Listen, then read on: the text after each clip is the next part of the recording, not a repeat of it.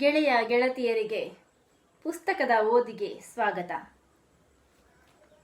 ಎಚ್.ಎನ್. ನಾಗಮೋಹನ್ ದಾಸರವರ ಸಂವಿಧಾನ ಓದು ಪುಸ್ತಕವನ್ನು ಓದ್ತಾ ಇದ್ದೀನಿ. 3ನೆಯ ಸಂಚಿಕೆಗೆ ಆತ್ಮೀಯ ಸ್ವಾಗತ. ಸಾಮಾಜಿಕ ಮತ್ತು ಆರ್ಥಿಕ ವ್ಯವಸ್ಥೆಗಳಲ್ಲಿ ಆದಿಕಾಲದ ಸಮುದಾಯ ಸಮಾಜ, 2 ಗುಲಾಮಗಿರಿ ಸಮಾಜ ಓದಿದ್ದೀನಿ. ಈಗ 3ನೇದು ಸಾಮಂತಶಾಹಿ ಸಮಾಜ, ಅಂದರೆ ಊಳಿಗಮಾನ್ಯ ಅಥವಾ ಪಾಳೆಗಾರಿ ಸಮಾಜ. ಕ್ರಮೇಣ ಗುಲಾಮರು ಅವರ ಶ್ರಮದ ಪರಿಣಾಮಗಳಲ್ಲಿ ಆಸಕ್ತಿ ಕಳೆದುಕೊಂಡರು. ಅವರು ಆಗಾಗ್ಗೆ ಒಡೆಯರ ವಿರುದ್ಧ ಸಿಡಿದೇಳುತ್ತಿದ್ದರು. ಗುಲಾಮರ ಬಂಡಾಯಗಳನ್ನು ಹತ್ತಿಕ್ಕಲು ಹಾಗೂ ಅವರನ್ನು ನಿಯಂತ್ರಿಸಲು ಶೋಷಕರು ಕಾನೂನುಗಳನ್ನು ರಚಿಸಿದರು ಮತ್ತು ಸೈನ್ಯವನ್ನು ಬಳಕೆ ಮಾಡಿದರು. ಹೀಗೆ ವರ್ಗಗಳು ಹಾಗೂ ವರ್ಗ ಸಂಘರ್ಷಗಳು ರೂಪ ತಾಳಿದವು. ಬಲ ಪ್ರಯೋಗಕ್ಕಿಂತಲೂ ಬುದ್ಧಿಶಕ್ತಿ, ಪ್ರತಿಭೆ ಹಾಗೂ ವೈಯಕ್ತಿಕ ಸಾಮರ್ಥ್ಯವನ್ನು ಉಪಯೋಗಿಸಿದರೆ ಹೆಚ್ಚಿನ ಉತ್ಪಾದನೆಯನ್ನು ಪಡೆಯಬಹುದೆಂದು ತಿಳಿದು ಬಂದಿತು. ಕ್ರಮೇಣ ಗುಲಾಮಗಿರಿಯ ಬಲಪ್ರಯೋಗದ ಶೋಷಣಾ ವ್ಯವಸ್ಥೆಯು ನಶಿಸುತ್ತಾ ಬಂದು ಅದರ ಸ್ಥಳದಲ್ಲಿ ಸಾಮಂತಶಾಹಿ ವ್ಯವಸ್ಥೆ ರೂಢಿಗೆ ಬಂದಿತು. ಇಲ್ಲಿ ಸಾಮಂತ ರಾಜರು ಆಳುವ ವರ್ಗವಾದರು. ಆ ರಾಜರು ಭಾರೀ ಭೂಮಿ, ಜಹಗೀರ್ಗಳು ಮತ್ತು ಅರಮನೆಗಳ ಮಾಲೀಕರಾಗಿದ್ದರು. ಸಮಾಜದಲ್ಲಿ ಉತ್ಪಾದಕ ಶಕ್ತಿಗಳು ಬೆಳೆಯುತ್ತಲೇ ಹೋದವು.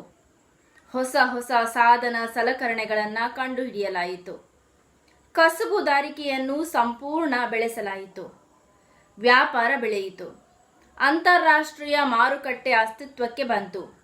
ಕೈಕಸುಬು ಉತ್ಪಾದನೆಗಳಿಗೆ ಬೇಡಿಕೆ ಹೆಚ್ಚಾಯಿತು. ದೊಡ್ಡ ಪ್ರಮಾಣದ ಕೈಕೆಲಸದ ಕರ್ಮಶಾಲೆಗಳು ಕಾಣಿಸಿಕೊಂಡವು.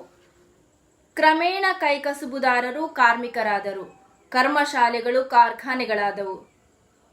ಸಾಮಂತರಾಜರು ಜಗತ್ತಿನ ಹೊಸ ಭೂಭಾಗಗಳನ್ನು ಪತ್ತೆ ಮಾಡಿ ಅದರ ಮೇಲೆ ತಮ್ಮ ಹಿಡಿತವನ್ನು ಸಾಧಿಸಿದರು. ನೆರೆ ರಾಜ್ಯಗಳ ಮೇಲೆ ದಾಳಿ ಮಾಡಿ ಆಕ್ರಮಿಸಿಕೊಂಡು ವಸಾಹತುಗಳನ್ನು ಸ್ಥಾಪಿಸಿದರು.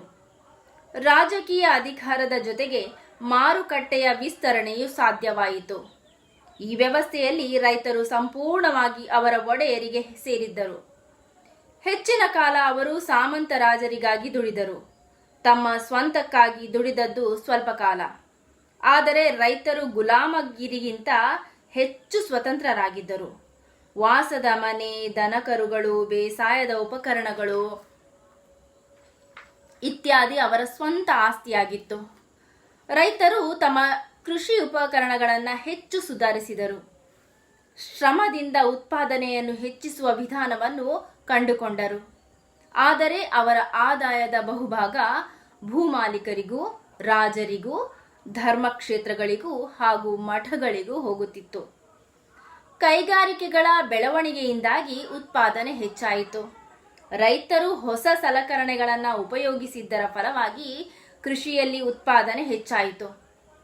ಆದರೆ ಈ ಮೊದಲೇ ಹೇಳಿದಂತೆ ಬಹುಪಾಲು ಆದಾಯ ರಾಜರ, ಭೂಮಾಲೀಕರ ಹಾಗೂ ಮಠಗಳ ಕೈ ಸೇರುತ್ತಿತ್ತು.